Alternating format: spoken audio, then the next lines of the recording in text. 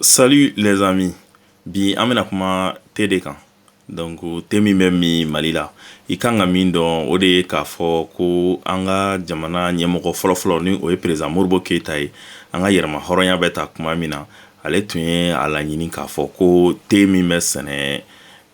chinois jamana kan ni an b'a doni ka na n'a ye an ka jamana kɔnɔ ni bɛɛ bɛ te min min ko an yɛrɛ ka se ko o sɛnɛ an bara. Donc kun fila o de tun bɛ ale ka o wulikajɔ la. O kun fɔlɔ o ye walasa an yɛrɛ ka jamana an ka nafasɔrɔdaw bɛ se ka bonya cogo min na ka yiriwa parce que an fana ni an ye te sɛnɛ an bara an bɛ se ka a dɔ labɔ k'a feere an dafɛ duguw ma i n'a fɔ te min duguba minnu bɛ an kɛrɛfɛ Senegal b'o la Mauritanie b'o la Niger b'o la donc an yɛrɛ fana bɛ se ka te feere olu ma cogo min na o bɛ kɛ sababu ye nafolo mugu bɛ don an ka jamana kɔnɔ cogo min na an bɛ se ka an bɔ nɔgɔ la cogo min na o tun ye kun fɔlɔ ye. Kun filanan min y'a to président Modibo Keyita tun bɛ fɛ Mali yɛrɛ fana bɛ se ka a ka te sɛnɛ o ye walasa an yɛrɛ bɛ an ka nafolo muguba min cɛ ni ka taa di chinois jamanaw ma walasa ka u ka te san ka na n'a ye an ka jamana kɔnɔ o nafolo bɛ se ka to an yɛrɛ bara cogo min na ni an ka te sɛnɛ ye. Donc o kun fila o de kama bi a ka kan an ka a jateminɛ Mali kura in kɔnɔ an bɛ se ka te don ba la cogo min na. Du ka dɔgɔ Mali kɔnɔ te tɛ min du min kɔnɔ. Bi an bɛ se k'a fɔ ko maliyɛn ka dɔgɔ maliyɛn min ma deli ka te min. Te ale jɔyɔrɔ yɛrɛ bɛ ɲini ka bonya ni malo jɔyɔrɔ ye an ka jamana kɔnɔ. Donc o te in min bɛ bɔ chinois jamana kan Modibo Keyita en 1962 donc ale ye a laɲini ko o te ka sɛnɛ an bara yan nɔ. Donc Modibo Keyita ale ye coopération bila sen kan. Coopération kun bila kun sen kan walasa chinois b'an dɛmɛ ni techniciens ye ani te sumansi. Donc chinois ye te ni techniciens olu di an ma. Modibo Keyita tun ye 100 hectares. Donc 100 hectares ale tun ye o labila u ka bolo kan ani o wagati an bɛ se ka fɔ franc malien 900 millions. Donc an bɛ se ka taa fo 2 milliards ɲɔgɔn jate la an bɛ don min na i n'a fɔ bi. Maintenant n bɛna information technique dɔw d'i ma te sɛnɛko kan.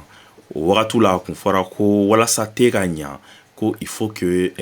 ji ni o ye san ye ko 200 mm par mois donc ko o de ka na donc te mago bɛ 200 mm ɲɔgɔn de la kalo o kalo mais a kɔni a ji dɔgɔyara a kɔrɔ cogo cogo o ye 100 mm ye donc te mago bɛ min na bon fiɲɛba man di te ye ani funteniba fana man di te ye. Donc n'i y'olu jateminɛ i bɛ se k'a fɔ ko anw ka jamana kan ko te sɔnni bɛ gɛlɛya kosɛbɛ parce que tuma dɔw la ni funteni bɔra anw ka funteni bɛ taa fo 40 degré ninnu na aw yɛrɛ b'a kalama cogo min na. Bon anw bara fana samiya wagati de b'o la donc san tɛna wagati bɛɛ ani fiɲɛ kolonba dɔ bɛ cɛ anw bara ko harmattan. Donc harmattan o fana man ɲi te ma donc olu bɛɛ kama i bɛ se k'a fɔ ko te tɛ sɔn anw bara. Mais an fa ninnu indépendance takuma tellement que olu bɛɛ fɛ an ka sɔrɔ ka yiriwa an kana dulon mɔgɔ la u ye jateminɛ kɛ ka diɲɛ lajɛ k'a ye k'a fɔ ko diɲɛ dugu dɔw bɛ yen n'o ye George ye ani Bangal ninnu ani Argentine ko olu ni condition ninnu ma dafa olu bara mais olu b'u ka te sɛnɛ u yɛrɛ ye. O de la an ka guide y'a ɲini ko an fana ka an ta jateminɛ. N'i ye Mali ta k'a lajɛ Mali Sikaso region i b'a ye k'a fɔ ko o kɔni jateminɛ bɔra o kan ko funteni man bon yen kosɛbɛ parce que Sikaso region yɛrɛ température moyenne bɛ taa 24 degré la en tout cas o wagatiw la donc o ka ɲi te ma kosɛbɛ kosɛbɛ kosɛbɛ. Maintenant o de kɔfɛ a décidera ko ka taa kɛ Sikaso region na. Sikaso funteni wagati man jan kosɛbɛ Sikaso samiya ka jan kosɛbɛ donc o bɛɛ y'a to te bɛ se ka sɔn ye. O de la en 1962 duguni min bɛ yen ni a bɛ fɔ o ma ko Banangoni ale bɛ Sikaso ni Bamako cɛ sira la n'i ye sira minɛ ka bɔ Sikaso k'i bɛna Bamako an bɛ se ka fɔ kilomètre 10 ɲɔgɔn donc Banangoni choisira ko ka test kɛ yen nɔ ka a lajɛ ni te bɛ sɔn an bara. Donc i n'a fɔ n y'a fɔ ɲɛna cogo min na ja donc an ka sécheresse o ye expérience fɔlɔ o ye Banangoni te sɛgɛn dɔɔni mais komi a daminɛw la u y'a ye k'a fɔ ko te ninnu tun tɛ ka ji sɔrɔ kosɛbɛ donc finalement pompe dɔw sanna k'o bila ye walasa u bɛ se ka ji sama cogo min na te ninnu bɛ sɔn cogo min na. Bon tile fana ye te ninnu sɛgɛn te fɔlɔ ninnu sɛgɛn donc tile kɛlen k'u sɛgɛn an y'a ye k'a fɔ ko ja te bɛ sɔn mangoro ju jukɔrɔ donc mangorow turula walasa mangoro suma o bɛ te ninnu kɔlɔsi kosɛbɛ tile kama o yɛrɛ nana ɲɛ tellement que hali nɔgɔ ko kun tɛ te ninnu ko la parce que mangoro ninnu bulu mana bin donc olu bɛ yɛlɛma ka kɛ nɔgɔ ye nɔgɔ min ni olu bɛ te ninnu nafa kosɛbɛ kosɛbɛ kosɛbɛ maintenant an ma dan banangɔni dɔrɔn ma dɛ te si min bɔra Chine ka na donc te si min bɔra Chine ka na pour que o fana bɛ se ka caya an bolo cogo min na donc il fallait que an kun ko olu fana turu donc a bɛ fɔ o de ma ko bouturage donc olu bɛ caya an bolo cogo min na o bilala sen kan dugunin dɔ la n'o a bɛ fɔ o ma ko Fingolo Fingolo o yɛrɛ filɛ nin ye o fana bɛ Sikaso kɛrɛfɛla in na n'i ye Burukina sira minɛ 25 km n'i tɛmɛna Sikaso la i bɛ se Fingolo dugu la donc o yɔrɔ la yen donc an ye bouturage ninnu olu bilala sen kan yen nɔ an kɔni an ye min jateminɛ minnu ye o ye k'a fɔ te si fɔlɔ minnu danna ni te fɔlɔ minnu danna olu ɲɛna kosɛbɛ kosɛbɛ kosɛbɛ an bara donc te ɲɛnen an bara kosɛbɛ kosɛbɛ a te yɛrɛ a kun a b'i n'a fɔ dibɔ don parce que tile kɔnɔntɔn o tile kɔnɔntɔn pratiquement te bulu bɛ tigɛ bon hectare kelen o hectare kelen te tonne kelen bɛ sɔrɔ o la bon nɛnɛ yɛrɛ fɛ tan ni samiya mana bɔ tan tɔ samiya fɛ donc a bɛ se ka kɛ yɛrɛ hali tile naani o tile naani donc te bɛ tigɛ donc ka tonne kelen te tonne kelen sɔrɔ hectare kelen na o ye moyenne générale de ye te sɛnɛduguw bɛɛ lajɛlen na donc o b'a yira k'a fɔ ko an kɔni an ka te a ɲɛna an bolo kosɛbɛ kosɛbɛ donc o kɛlen na te ɲɛlen kosɛbɛ kosɛbɛ gouvernement y'a décidé o wagati la en 1966 ko ka projet belebeleba bila sen kan walasa an bɛ se ka kɛ farafinna bɛɛ ka serviteur ye te la cogo min na te qualité ɲuman na o de sen fɛ an bɛ se ka min yɛrɛ ye ka a jateminɛ an b'a ye k'a fɔ ko 1966 donc o la a jateminɛra ko ka tew bila sen kan mais o y'a sɔrɔ fɔlɔ an ye te expérimental min lajɛ an ye te qualité 7 de sɔrɔ o la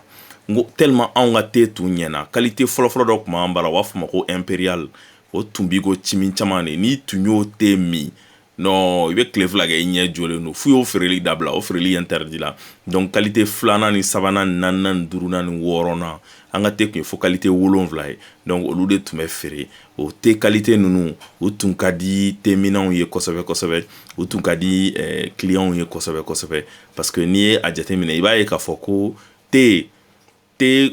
qualité ɲuman o ye minnu bɛ bɔ feuille belebelebaw donc hali n'o lajara minnu kuru bɛ kɛ kuru kumabaw ye maintenant te qualité laban o ye hali te kala parce que te kala ninnu olu bɛɛ bɛ laja k'u si donc olu bɛɛ bɛ feere donc olu de ye qualité kolonw ye o la hali n'i ye te san sisan i b'a jateminɛ k'a lajɛ te min ka ɲi min bɛ fort kosɛbɛ i b'a sɔrɔ a kuru ka kunba anw yɛrɛ fitini an tun b'a fɔ olu ma ko gorogɛrɛ donc gorogɛrɛ o de ye te qualité ɲuman ye ale de ye te la ɲuman ye maintenant te tɔ ninnu ye buruburulama ninnu o ye te kala la jalenw n'o sin'o ye komi jagokɛlaw bɛ taa te ta Chine cogo min ka na a tew fɔrilen tɛ kosɛbɛ kosɛbɛ mais anw ka te kun ye fo qualité 7 de ye an kun bɛ te min dilan an bara yan wa a te kun fana a kun ka di sous région mɔgɔw bɛɛ lajɛlen ye donc o kɔni i b'a jateminɛ ko san 5 o kɔfɛ expérimental in kɔfɛ te qualité kun ka ɲi anw bara kosɛbɛ kosɛbɛ maintenant décision taara ko ka a projet yɛrɛ ko ka a industrialiser donc o kɛlen na sisan nɔ an bɛ se k'a fɔ n ko yɔrɔ min ni o ye Fingolo ye donc ni o jateminɛna ko ka projet belebeleba in kɛ yen nɔ o te kɔni o yɛrɛ o tun projet in a tun bɛ taa fo an bɛ se k'a fɔ 400 hectares la donc 400 hectares ko o te ko ka kun bɛna daminɛ n'o de ka usine fana sigi donc financement bɛɛ kun sɔrɔla ka ban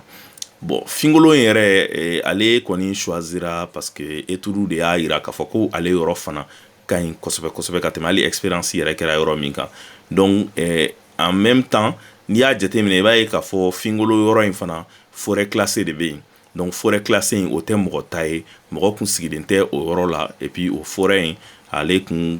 protégelen don kosɛbɛ kosɛbɛ bon n'o o fana tɛmɛna ka bɔ yen i b'a ye k'a fɔ ko k'a sabu kɛ dugukolo baden min fɛnsɛnnen bɛ yen ni mɔgɔ selen tɛ a ma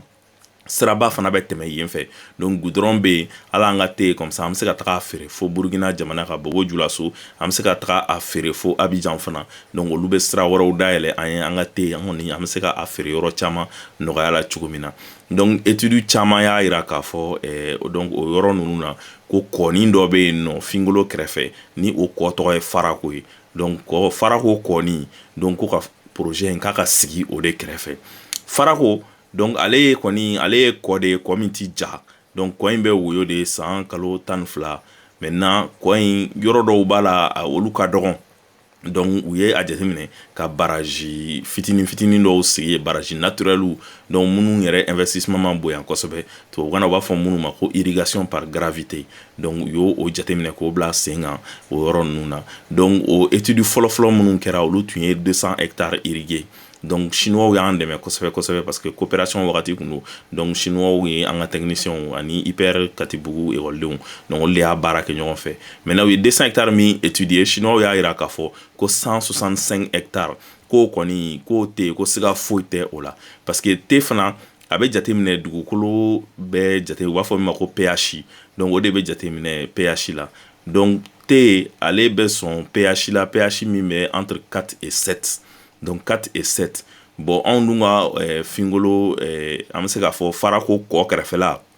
au pH bɛ 5,8 ani 6,8 de ɲɔgɔn tɛ. Donc on b'a kɔnɔ pile poil yɛrɛ. O de kama u ko ka projet in kɛ yen nɔ. Donc projet kɛtɔ an ka guide n'o ye Modibo Keyita ye, donc olu ye wari labila canalisation ka sen, donc 3 km o canalisation senna. Donc o fara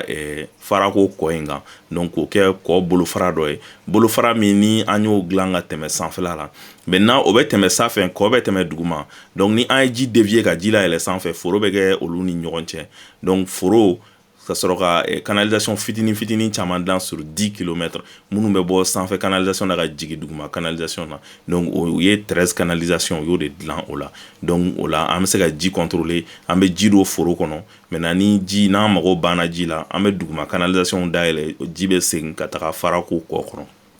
Donc u y'o bila sen kan ten ka sɛnɛ kɛ. Maintenant o canalisation yɛrɛ o débit tun ye 20 litres par seconde, donc o bɛɛ kun contrôlelen don kosɛbɛ. Donc a kun fana jateminɛlen don ko usine belebeleba bɛna sigi ye, donc o usine o tun baaraw kan ka ban 70, donc walasa ale bɛ baara daminɛ 71 ni 72. Donc ala y'a kɛ coup d'état kow kɛra, bon financement kun sɔrɔla mais olu ma se ka sabati tuguni.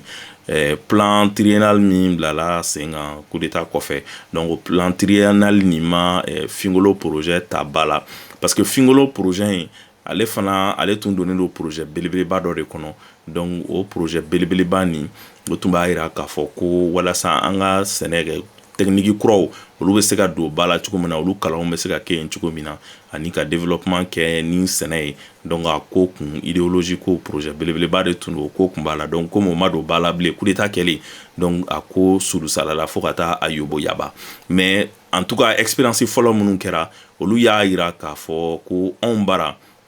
Mali la te bɛ sɔn. Te bɛ sɔn Mali la, Mali bɛ se ka kɛ te producteur ye ka Afrique bɛɛ fourni te la. Ni an ye Afrique fourni malo la k'a fourni te la, a ka ca Ala fɛ gɛlɛya minnu b'an ka jamana kan, o jamanaw bɛ nɔgɔya, o gɛlɛyaw bɛ nɔgɔya kosɛbɛ. Donc an ka Mali kura sigilen don o de kan, o de la a ka kan an bɛɛ ka jɛ kan an bolo di ɲɔgɔn ma hali bi Mali kura in an ka a baaraw daminɛ ni hakiliw ye, a ɲɛdɔnw bɛ an kɔnɔ, walasa Mali a bɛ kɛ an sago ye. Ni nin video diyara i ye, kana ɲina i b'a partager walasa mɔgɔ caman bɛ bɔ an ka information kalama, mais en même temps i b'i abonner an ka page fana la walasa an ka video nataw i bɛ se k'olu sɔrɔ cogo min na joona. Merci k'an bɛɛ dɔgɔkun nata.